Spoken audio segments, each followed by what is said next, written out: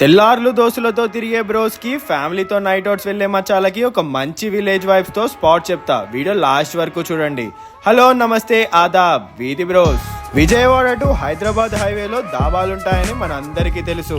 కానీ ఏ దాబా ట్రై చేయాలన్నది కన్ఫ్యూజన్. మీ కన్ఫ్యూజన్ కి సొల్యూషన్ ఇవ్వడానికే మేమున్నాం. Welcome to Chacha dhaba. North east west south అని తేడా లేకుండా అందరికి నచ్చే ఫుడ్ ఇక్కడ దొరుకుతుంది. అది కూడా బడ్జెట్ ఫ్రెండ్లీ.